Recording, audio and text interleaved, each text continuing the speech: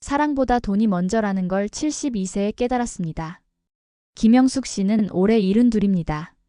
그녀의 손등엔 세월의 주름이 깊게 파여 있고 허리는 구부정하게 굽어 있습니다. 하지만 그녀의 눈빛만큼은 예전과 달랐습니다. 더 이상 누군가를 기다리지 않는, 더 이상 누군가에게 기대지 않는 눈빛이었습니다. 서울 외곽의 작은 월세방. 6평 남짓한 공간에 냉장고와 낡은 침대, 그리고 작은 책상 하나가 전부였습니다. 창밖으로는 고속도로 소음이 끊임없이 흘러들어왔고 벽지는 곳곳이 벗겨져 있었습니다. 영숙은 이곳에서 혼자 살고 있었습니다. 남편은 3년 전부터 요양병원에 누워 있었고 3명의 자식들은 각자의 삶을 살고 있었습니다. 영숙의 하루는 새벽 5시에 시작됩니다. 알람이 울리면 몸을 일으켜 세수를 하고 전날 밤 지어둔 밥으로 간단히 아침을 먹습니다. 그리고 6시 30분 버스를 타고 대형마트로 향합니다. 72세의 나이에 계산원 아르바이트를 시작한 지 이제 2년이 넘었습니다. 하지만 영숙은 늘 이렇게 살지 않았습니다. 아니, 이렇게 살 줄은 꿈에도 몰랐습니다. 40년 전 28배 영숙은 사랑에 빠졌습니다. 상대는 작은 섬유 공장을 운영하던 남자였고 그는 영숙에게 약속했습니다. 당신만 있으면 세상 다 가진 것 같아. 영숙은 그 말을 믿었습니다. 아니, 믿고 싶었습니다. 결혼 후 첫 10년은 행복했습니다. 공장은 승승장구했고 아이들은 건강하게 자라났습니다.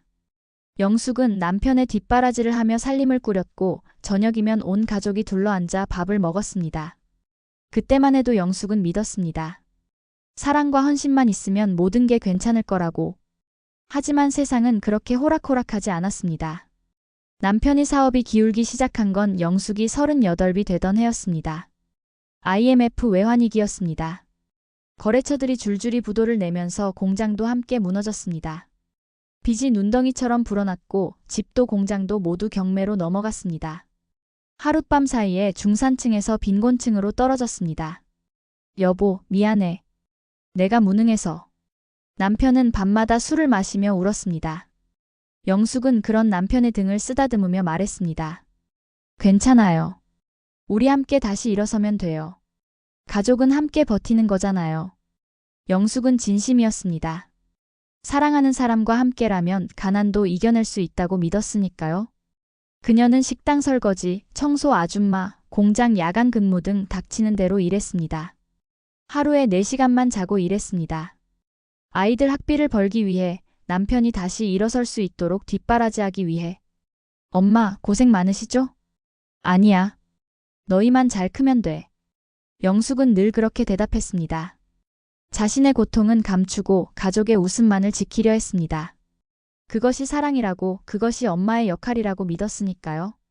세월은 흘렀고 아이들은 성인이 되었습니다. 첫째 아들은 결혼해서 경기도에 살고 있었고 둘째 딸은 해외에 나가 있었습니다. 막내 아들은 서울에서 직장 생활을 하고 있었습니다. 영숙은 이제 자식들이 자리를 잡았으니 조금은 의지할 수 있을 거라 생각했습니다. 하지만 현실은 달랐습니다. 어느 날 저녁 첫째 아들이 전화를 걸어왔습니다. 엄마, 요즘 애들 학원비가 장난 아니에요. 솔직히 엄마 생활비까지 보내드리기 힘들어요. 그래? 괜찮아. 엄마 알아서 할게. 그리고 엄마, 돈 걱정 좀 그만하세요. 어차피 유산도 없잖아요. 전화를 끊고 나서 영숙은 한참을 멍하니 앉아 있었습니다.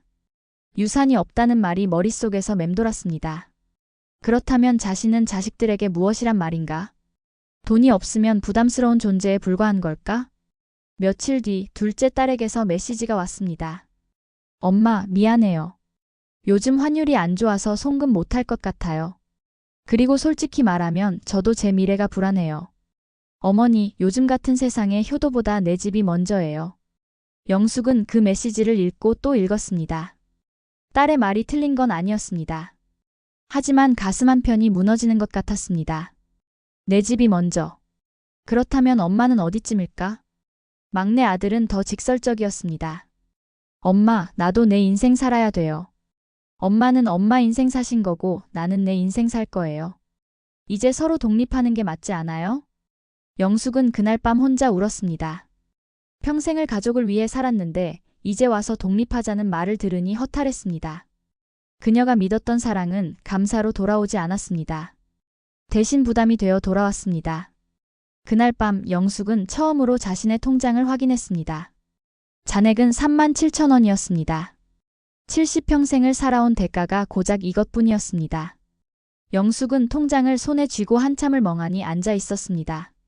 내가 믿은 사랑은 돈 앞에 너무 약했구나. 몇 주 뒤 영숙은 오랜만에 친구의 병문안을 갔습니다. 친구의 이름은 정미자. 젊은 시절 영숙은 미자를 싫어했습니다. 미자는 돈에 집착하는 사람이었습니다. 남편을 고를 때도 사랑보다 경제력을 먼저 봤고 자식들을 키울 때도 감정보다 투자를 우선했습니다. 영숙은 그런 미자가 속물처럼 보였습니다.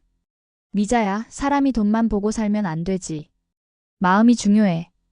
영숙은 예전에 그렇게 말한 적이 있었습니다. 미자는 그때 쓴웃음을 지었습니다. 영숙아, 네가 언젠가 깨닫게 될 거야. 세상은 마음으로만 살 수 있는 곳이 아니라는 걸. 그날 영숙은 대학병원 VIP 병실에 누워있는 미자를 보았습니다. 넓은 병실에는 꽃다발이 가득했고 창밖으로는 한강이 보였습니다. 미자의 남편과 자식들이 둘러앉아 케이크를 자르고 있었습니다. 생일 축하 파티였습니다. 영숙아, 오랜만이네. 앉아. 많이 아파? 아니, 괜찮아. 정기검진 겸 입원한 거야. 여기 시설 좋더라. 영숙은 병실을 둘러봤습니다. 고급 침대, 개인 화장실, 심지어 소파와 TV까지. 한 달 입원비가 수백만 원은 될 것 같았습니다. 자식들이 효자네. 효자라기보다는 미자가 조용히 웃었습니다. 내가 재산이 있으니까 잘해주는 거지. 영숙아, 결국 돈이 있어야 마지막도 품위 있게 가는 거야. 영숙은 아무 말도 하지 못했습니다. 미자의 말이 가슴에 박혔습니다. 돈이 있어야 품위 있게 간다. 그렇다면 자신은 어떻게 가게 될까? 6평 월세방에서 외롭게 죽는 걸까? 집으로 돌아오는 길 영숙은 계속 그 생각만 했습니다. 자신이 평생 믿었던 가치들이 하나씩 무너지는 기분이었습니다. 사랑, 헌신, 희생. 그것들이 아름답게만 느껴졌던 건 어쩌면 자신이 순진했기 때문일지도 몰랐습니다. 그날 밤 영숙은 거울 앞에 섰습니다. 주름진 얼굴, 구부정한 허리, 거친 손. 이것이 평생 사랑으로 살아온 자신의 모습이었습니다. 영숙은 조용히 중얼거렸습니다. 그땐 사랑이라 믿었는데 알고 보니 그건 가난한 위안이었어. 다음 날 영숙은 동네 마트 구인 광고를 보고 지원했습니다. 계산원 모집. 시급 9,620원. 주 5일 근무. 영숙은 이력서를 작성하며 손이 떨렸습니다. 72세에 처음 쓰는 이력서였습니다. 면접에서 점장은 난처한 표정을 지었습니다. 어머니, 연세가. 일은 열심히 할 수 있습니다. 기회를 주세요. 손님들이 불편해하실 수도. 제발 부탁드립니다. 점장은 한숨을 쉬며 고개를 끄덕였습니다. 아마도 측은한 마음이었을 겁니다. 영숙은 그것조차 감사했습니다. 첫 출근날 영숙은 새벽 5시에 일어나 준비했습니다. 낡은 옷이지만 최대한 깔끔하게 입었고 머리도 단정히 빗었습니다. 마트에 도착하자 다른 직원들이 수군거렸습니다. 전 아이에 왜 일을 하지? 자식들이 안 챙겨주나 봐. 불쌍하긴. 영숙은 그 소리들을 들었지만 모른 척했습니다. 대신 묵묵히 계산대 앞에 섰습니다. 손님들이 물건을 가져오면 바코드를 찍고 계산을 하고 감사합니다 인사를 했습니다. 처음엔 바코드를 찍는 것조차 서툴렀습니다. 손님들은 짜증을 냈고 뒤에 줄은 길어졌습니다. 아줌마, 빨리 좀 해요. 죄송합니다. 에휴, 이러니까 노인은 쓰면 안 된다니까. 영숙은 고개를 숙였습니다. 얼굴이 화끈거렸지만 참았습니다. 그날 하루 종일 서 있던 다리는 퇴근할 때쯤 부어올랐고 허리는 끊어질 것 같았습니다. 하지만 영숙은 다음 날도 그 다음 날도 출근했습니다. 한 달이 지났습니다. 영숙의 통장에 첫 월급이 들어왔습니다. 98만 원. 세금을 제외하고 실수령액이었습니다. 영숙은 ATM 앞에서 통장을 출력했습니다. 그리고 그 숫자를 한참 동안 바라봤습니다. 98만 원. 누군가에겐 작은 돈일지 몰라도 영숙에겐 거대한 의미였습니다. 이것은 자식들이 준 용돈도 남편의 수입도 아니었습니다. 오롯이 자신의 힘으로 번 돈이었습니다. 영숙은 통장을 손으로 쓰다듬으며 눈물을 흘렸습니다. 이 돈 아무리 작아도 내 힘으로 번 거야. 이건 누가 빼앗을 수도 눈치 줄 수도 없어. 그날부터 영숙의 눈빛이 달라졌습니다. 더 이상 구걸하는 눈빛이 아니었습니다. 스스로 벌고 스스로 쓰는 사람의 눈빛이었습니다. 영숙은 월급의 30만 원을 생활비로 쓰고 나머지는 모두 저축했습니다. 6개월이 지나자 통장에 400만 원이 모였습니다. 그녀는 도서관에 가서 재테크책을 빌렸습니다. 주식, 적금, 부동산.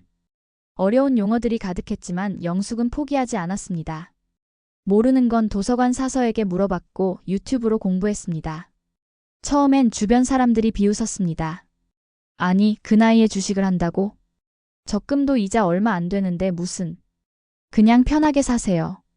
하지만 영숙은 신경 쓰지 않았습니다. 남들이 뭐라든 이제 자신의 인생은 자신이 결정하기로 했으니까요. 1년이 지나자 통장에 1,000만 원이 넘는 돈이 모였습니다. 2년이 지나자 2,000만 원을 넘어섰습니다. 영숙은 그 돈으로 소액 투자를 시작했습니다. 배당주 몇 개, 안정적인 적금 몇 개. 크게 벌진 못해도 조금씩 불어나는 돈을 보는 게 즐거웠습니다. 그러던 어느 날 첫째 아들에게서 전화가 왔습니다. 엄마, 나 지금 큰일 났어. 무슨 일이야? 사업 자금이 필요한데?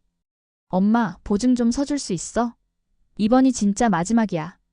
영숙은 전화기를 꽉 쥐었습니다. 예전 같았으면 당연히 도와줬을 겁니다. 자식이 힘들다는데 어떻게 외면할 수 있겠습니까? 하지만 이번엔 달랐습니다.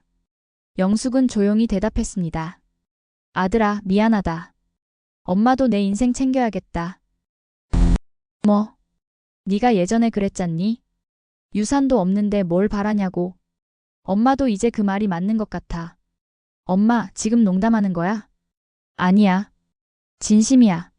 엄마가 날 버리는 거야. 버리는 게 아니야. 그냥 이젠 서로 독립하는 거지. 네가 원했던 거 아니었어? 아들은 욕을 퍼붓고 전화를 끊었습니다. 영숙은 전화기를 내려놓고 한참을 가만히 앉아 있었습니다. 가슴이 아팠지만 후회는 없었습니다. 이제 자신을 먼저 챙기기로 결심했으니까요. 그로부터 1년 뒤 영숙은 작은 오피스텔 하나를 계약했습니다. 전세가 아니라 매매였습니다. 3년 동안 모은 돈과 대출을 합쳐 겨우 마련한 10평짜리 오피스텔. 낡고 작았지만 영숙에겐 궁전 같았습니다. 계약서에 도장을 찍는 순간 영숙은 눈물을 참을 수 없었습니다. 72세에 처음으로 가진 내 집. 이것은 남편의 집도 자식들의 집도 아니었습니다. 오롯이 김영숙 명의의 집이었습니다. 축하드려요, 어머니. 부동산 중개인이 웃으며 말했습니다. 영숙은 고개를 끄덕이며 중얼거렸습니다. 내가 평생 너희를 위해 살았으니 남은 세상은 나를 위해 살아도 되잖니. 이사를 끝내고 영숙은 새집 창가에 앉았습니다.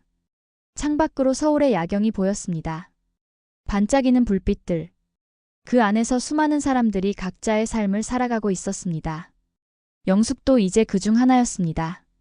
더 이상 누군가의 그늘이 아니라 자신의 이름으로 서 있는 사람. 몇 달 뒤 영숙은 요양병원에 있는 남편을 찾아갔습니다. 남편은 침대에 누워 멍하니 천장을 바라보고 있었습니다. 치매가 진행되어 영숙을 알아보지 못하는 날도 많았습니다. 여보. 남편은 영숙을 보며 희미하게 웃었습니다. 당신. 누구지? 나야, 영숙이. 영숙? 응. 당신 아내. 남편은 고개를 끄덕이는 듯 마는 듯 했습니다. 영숙은 남편의 손을 잡고 조용히 말했습니다. 여보, 이제야 알겠어. 사랑은 좋지만 돈이 있어야 사랑도 품이 있게 끝나. 남편은 대답하지 않았습니다. 어쩌면 듣지도 못했을 겁니다. 하지만 영숙은 괜찮았습니다. 이 말은 남편에게가 아니라 자기 자신에게 하는 말이었으니까요. 창밖으로 노을이 지고 있었습니다. 붉은 하늘이 병실 창문을 물들였습니다. 영숙은 그 노을을 바라보며 생각했습니다. 사랑으로 버텼던 세월, 그러나 가난은 사랑을 지켜주지 않았다. 이제 나는 내 통장으로 내 인생을 지킨다. 병원을 나와 집으로 돌아가는 길 영숙은 편의점에 들렀습니다. 평소라면 사지 않았을 비싼 케이크를 하나 골랐습니다. 15,000원짜리 생크림 케이크. 예전 같았으면 사치라고 생각했을 겁니다. 하지만 이제는 달랐습니다. 집에 도착해서 케이크에 촛불을 켰습니다. 오늘이 생일은 아니었지만 영숙은 자신에게 축하하고 싶었습니다. 72세에 다시 태어난 김영숙을. 생일 축하해, 영숙아. 영숙은 혼자 촛불을 불었습니다. 그리고 케이크를 한 입 베어 물었습니다. 달콤했습니다. 인생에서 이렇게 달콤한 맛을 느낀 게 얼마만인지 모르겠습니다. 창밖으로 밤하늘에 별이 떠올랐습니다. 영숙은 별을 바라보며 미소 지었습니다. 이제 그녀는 알았습니다. 사랑도 중요하지만 자존이 더 중요하다는 것을. 누군가를 위해 사는 삶도 아름답지만 자기 자신을 위해 사는 삶이 더 값진다는 것을. 그날 밤 영숙은 오랜만에 편안하게 잠들었습니다. 더 이상 누군가의 전화를 기다리지 않았습니다. 더 이상 누군가의 인정을 갈구하지 않았습니다. 그저 자신의 숨소리를, 자신의 심장 박동을 느끼며 잠들었습니다. 사랑에 속았다고 말할 수 없는 이유는 내가 진심이었기 때문입니다. 김영숙의 이야기는 우리에게 불편한 질문을 던집니다. 사랑과 돈, 둘 중 무엇이 더 중요한가? 우리는 흔히 사랑이 우선이라고 대답합니다. 하지만 현실은 그렇게 단순하지 않습니다. 영숙은 평생 사랑을 믿었습니다. 가족을 위해 헌신했고 자신을 희생했습니다. 하지만 그 사랑은 감사로 돌아오지 않았습니다. 오히려 부담이 되어 돌아왔습니다. 왜일까요? 그것은 우리 사회가 사랑보다 돈을 더 중요하게 여기기 때문입니다. 물론 돈이 전부는 아닙니다. 하지만 돈이 없으면 사랑조차 지킬 수 없습니다. 병원비를, 생활비를, 장례비를 감당할 수 없다면 사랑은 점점 짐이 됩니다. 그리고 그 짐은 결국 관계를 무너뜨립니다. 영숙의 진짜 복수는 돈을 버는 것이 아니었습니다.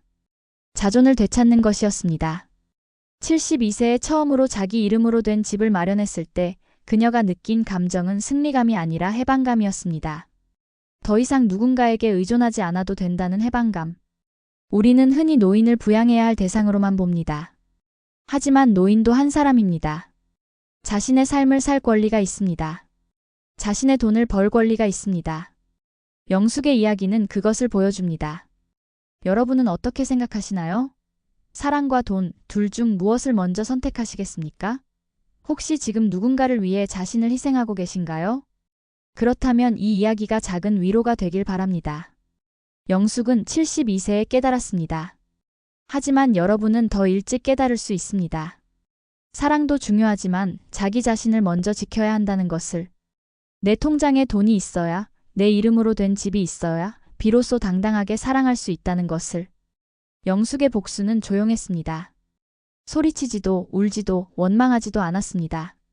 대신 묵묵히 자신의 길을 걸었습니다. 그것이 가장 강력한 복수였습니다. 자신을 무시했던 사람들에게 나는 당신들 없이도 살 수 있다고 증명한 것. 지금 이 순간에도 어디선가 또 다른 영숙이 살고 있을 겁니다. 사랑을 믿고 가족을 위해 헌신하지만 정작 자신은 돌보지 못하는 사람. 만약 당신이 그런 사람이라면 부디 이것만은 기억하세요. 당신의 희생은 아름답지만 당신의 존엄은 더 소중합니다. 당신의 사랑은 값지지만 당신의 삶은 더 값집니다. 그리고 무엇보다 당신에게도 당신만을 위한 시간이 필요합니다. 영숙은 지금도 매일 아침 6시 30분 버스를 탑니다. 여전히 마트에서 일합니다. 하지만 이제 그녀의 얼굴엔 미소가 있습니다. 누군가를 기다리는 미소가 아니라 자기 자신을 사랑하는 미소입니다. 퇴근길에 그녀는 가끔 카페에 들러 커피 한 잔을 마십니다. 5,000원짜리 아메리카노. 예전 같았으면 아깝다고 생각했을 돈이지만 이제는 당당히 주문합니다.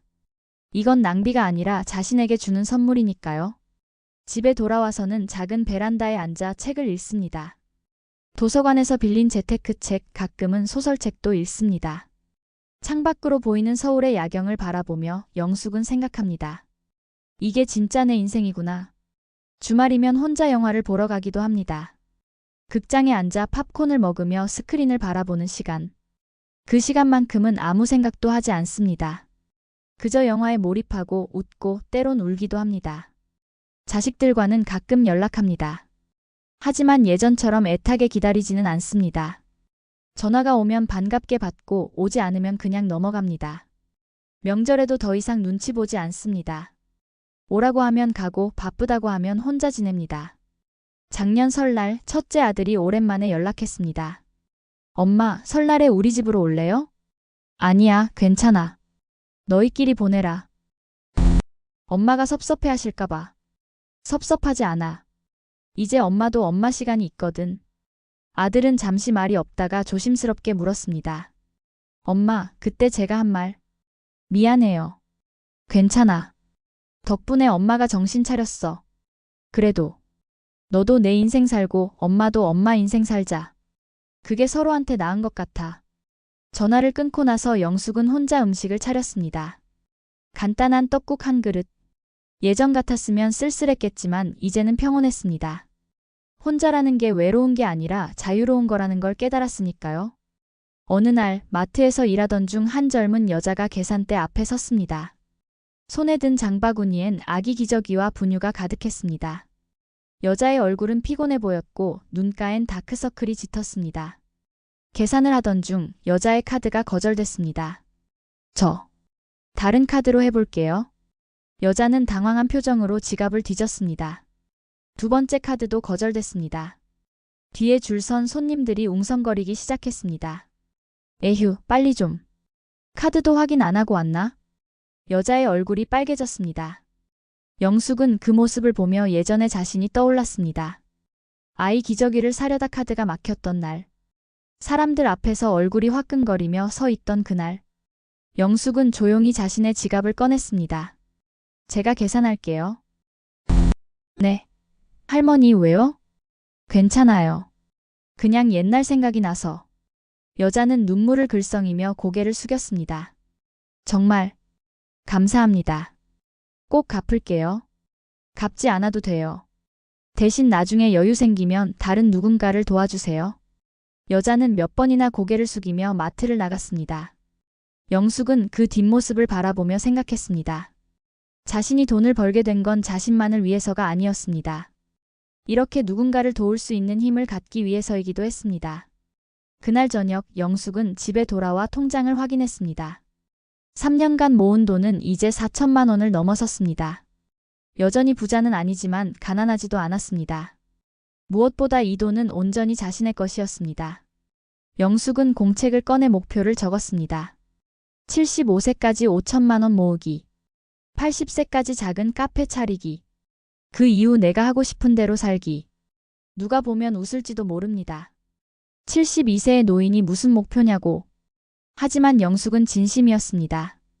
나이는 숫자일 뿐 자신의 인생은 아직 끝나지 않았으니까요. 며칠 뒤 영숙은 다시 요양병원을 찾았습니다. 남편은 여전히 침대에 누워 있었습니다. 이번엔 영숙을 알아봤습니다. 영숙이. 왔어? 응, 왔어. 미안해. 내가 무능해서 당신 고생시켰어. 남편의 눈가에 눈물이 맺혔습니다. 영숙은 남편의 손을 잡았습니다. 이제 그런 말 하지 마. 우리 각자 최선을 다한 거야. 그래도. 여보, 나 요즘 행복해. 처음으로 내 힘으로 사는 것 같아서. 남편은 영숙을 바라봤습니다.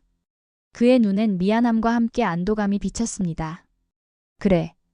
다행이다. 당신이 행복하다니. 우리 이제 각자 편하게 살자. 서로 미안해하지 말고. 남편은 고개를 끄덕였습니다. 영숙은 병실을 나오며 마지막으로 뒤돌아봤습니다. 창밖으로 석양이 지고 있었습니다.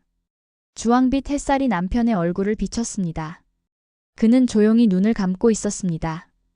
영숙은 병원 로비에 앉아 잠시 쉬었습니다. 로비엔 여러 가족들이 있었습니다. 젊은 부부가 아이를 데리고 할머니를 면회오고 중년 남자가 휠체어에 앉은 아버지를 밀고 있었습니다. 모두 각자의 이야기가 있었습니다. 영숙은 그들을 바라보며 생각했습니다. 가족이란 무엇일까? 사랑이란 무엇일까? 그리고 행복이란 무엇일까? 답은 하나가 아니었습니다. 사람마다 다르고 시기마다 달랐습니다. 영숙에게 있어 젊은 시절의 행복은 가족의 웃음이었습니다. 하지만 지금의 행복은 자기 자신의 자유였습니다. 그 어느 것도 틀리지 않았습니다. 다만 시간이 흐르며 우선순위가 바뀐 것뿐이었습니다. 집으로 돌아오는 버스 안에서 영숙은 창밖을 바라봤습니다. 서울의 거리는 여전히 바빴습니다. 사람들은 각자의 목적지를 향해 걸어가고 있었습니다. 영숙도 그중 하나였습니다. 더 이상 누군가의 그림자가 아니라 자신의 발로 걷는 사람. 버스에서 내려 집으로 향하는 골목길. 슈퍼 앞을 지나가는데 주인 아주머니가 손을 흔들었습니다. 영숙 씨, 요즘 얼굴이 좋아 보여요. 그래요? 고마워요. 뭔가 달라진 게 있어요. 더 환해진 것 같아요. 영숙은 웃으며 대답했습니다. 이제 내 인생을 사는 것 같아서요. 멋지네요. 저도 본받아야겠어요. 집에 들어와 저녁을 차렸습니다. 간단한 김치찌개와 밥 한 공기. 혼자 먹는 밥이지만 맛있었습니다. 텔레비전을 켜니 뉴스가 나왔습니다. 경제 뉴스, 정치 뉴스, 날씨 뉴스. 영숙은 그것들을 보며 내일을 계획했습니다. 내일도 새벽 5시에 일어나 마트로 갈 것입니다. 손님들을 응대하고 계산을 하고 감사합니다 인사를 할 것입니다. 퇴근 후엔 도서관에 들러 책을 빌릴 것입니다. 그리고 집에 돌아와 저녁을 먹고 베란다에 앉아 책을 읽을 것입니다. 평범한 하루. 하지만 영숙에겐 특별한 하루입니다. 이 모든 게 자신의 선택이니까요. 밤이 깊어갔습니다. 영숙은 침대에 누워 천장을 바라봤습니다. 천장엔 작은 균열이 있었습니다. 언젠가는 수리해야 할 겁니다. 하지만 급하진 않았습니다. 지금은 이대로도 괜찮았으니까요. 영숙은 눈을 감았습니다. 어둠 속에서 자신의 심장 소리가 들렸습니다. 규칙적인 박동. 아직 살아있다는 증거. 아직 끝나지 않았다는 증거. 그녀는 조용히 중얼거렸습니다. 72세에 시작한 내 인생. 늦지 않았어. 아직 늦지 않았어. 그리고 깊은 잠에 빠져들었습니다. 내일 아침 새로운 하루를 맞이하기 위해 돈으로 살 수 없는 것도 많지만 돈 없이 지킬 수 없는 것은 더 많습니다. 김영숙의 이야기는 끝났지만 메시지는 계속됩니다. 이 이야기가 불편하다면 그것은 우리 안에 영숙과 같은 면이 있기 때문입니다. 누군가를 위해 희생하고 사랑한다는 이유로 자신을 잃어가는 면. 하지만 기억하세요. 당신이 무너지면 아무도 지킬 수 없습니다. 당신이 가난하면 사랑도 지킬 수 없습니다. 먼저 자신을 단단히 세워야 비로소 다른 사람을 제대로 사랑할 수 있습니다. 영숙은 72세에 깨달았습니다. 하지만 당신은 지금 깨달을 수 있습니다. 늦은 나이는 없습니다. 중요한 건 시작하는 용기입니다. 지금 당신의 통장엔 얼마가 있나요? 그리고 그 돈은 누구를 위한 건가요? 만약 온통 다른 사람을 위한 돈뿐이라면 오늘부터라도 당신만을 위한 계좌를 하나 만드세요. 작은 금액이라도 괜찮습니다. 그것이 당신의 존엄을 지키는 첫걸음입니다. 영숙의 복수는 화려하지 않았습니다. 하지만 가장 강력했습니다. 스스로 일어선 것.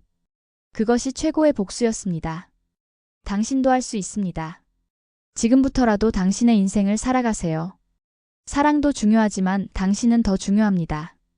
오늘도 끝까지 시청해주신 구독자 여러분, 진심으로 감사드립니다. 그리고 사랑합니다. 다음 영상을 누르시기 전에 잠깐 구독과 좋아요 먼저 꾹 눌러주시고 복 많이 받으세요.